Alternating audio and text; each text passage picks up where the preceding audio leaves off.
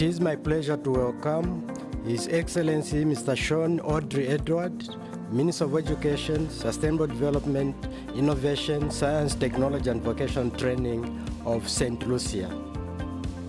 Your Excellency, you have the floor.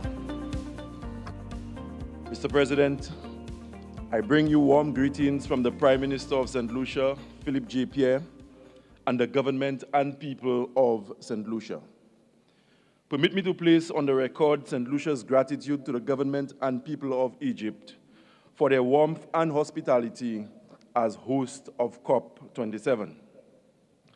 Mr. President, Excellencies, fellow delegates, like my colleagues from the Caribbean, I have traveled half the circumference of the globe to be here against the prevailing perception of most citizens of our small island developing states who hold the view that COP can best be described as an academic exercise of talk and inaction because of its failure over the years to deliver concrete solutions to their climate-related problems they did not create.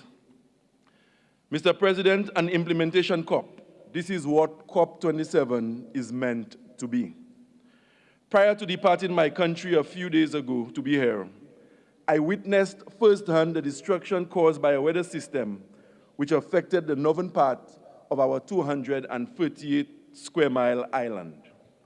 In the space of 3 hours, heavy rainfall led to the destruction of homes, businesses, vehicles, schools, and other vital infrastructure. Within that short period, millions of dollars of damage was recorded.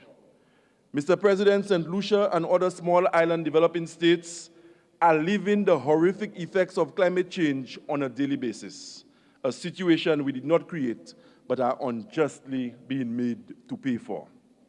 The governments of SEEDS continue to experience a growing debt burden, forced to borrow beyond prudential limits to respond to the effects of climate change. This cycle of debt exacerbates the already debilitating fiscal position of SEEDS and hinders our ability to not only treat with the issues of climate change, but also provide basic necessities to our people. When will developed countries deliver on their promises to double adaptation finance towards making meaningful advances on our decisions in support of the upcoming global goal on adaptation? When will we break the constant talk cycle by delivering on our promises to scale up adaptation grant finance and agree on a decision at COP27 that will go beyond simply supporting the development of national adaptation plans and provide support for their actual implementation? When will major emitters stop the backpedaling, where they commit to small gains in clean energy initiatives on one hand, while simultaneously multiplying their investments and profits in fossil fuels on the other hand? We, the people of St. Lucia, suffer the consequences of this hypocrisy. Mr. President, delegates, let us put people first. Addressing climate change requires a collaborative effort, one which transcends the boundaries of race, religion, geography, gender, political status, or even economic circumstances. A nation like Taiwan, though not recognized by the United Nations and its subsidiaries as a bona fide state, also has to contend with climate change, yet it is denied a seat at the negotiating table, despite Taiwan's demonstrated commitment to fighting climate change domestically and in the developing world.